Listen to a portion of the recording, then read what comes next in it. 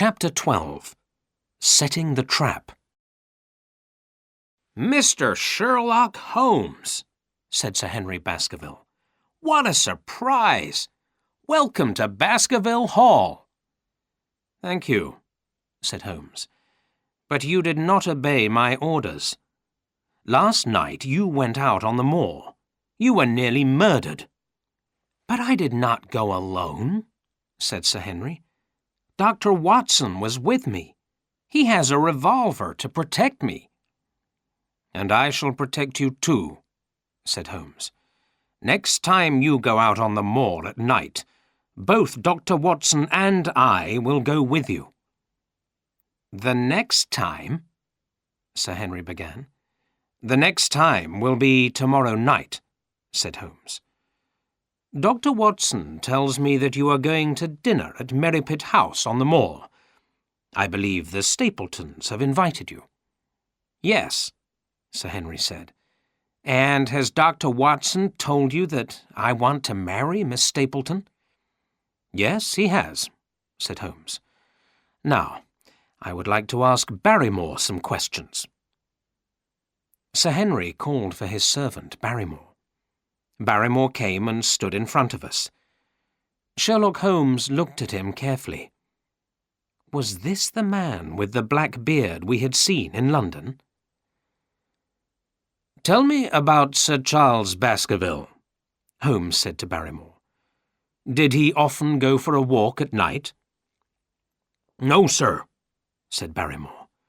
"Sir Charles did not often leave the house at night." "But on the night he died, he went for a walk on the edge of the moor," said Holmes. "We know he stood by the gate on the edge of the moor for about 10 minutes. Was he waiting for someone?" "I'm not sure, sir," said Barrymore. "I remember that Sir Charles received a letter that day." "A letter?" Holmes asked. "Why do you remember this letter? Did you read it?" "No, sir," Barrymore said. "I never read Sir Charles's letters. But Sir Charles usually kept his letters on his desk. This letter was unusual. He read it, then he put it on the fire."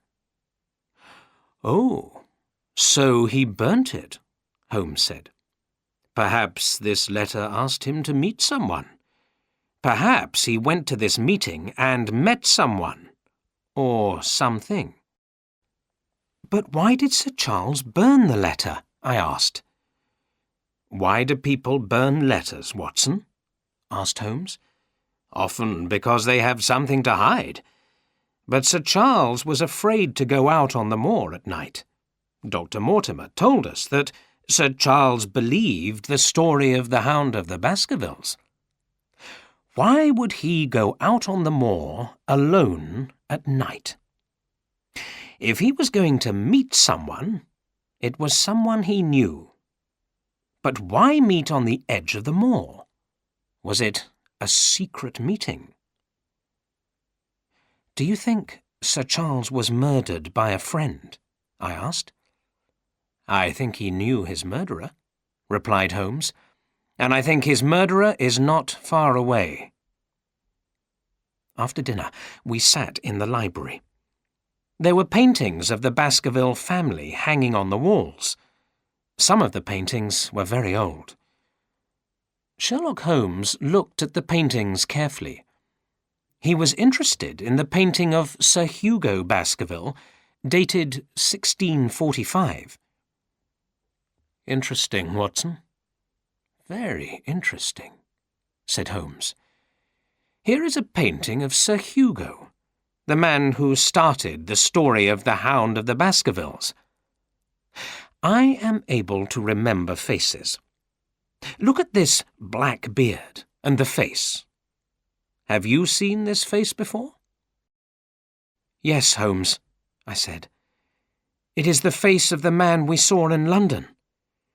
It is the man who followed Sir Henry in a cab."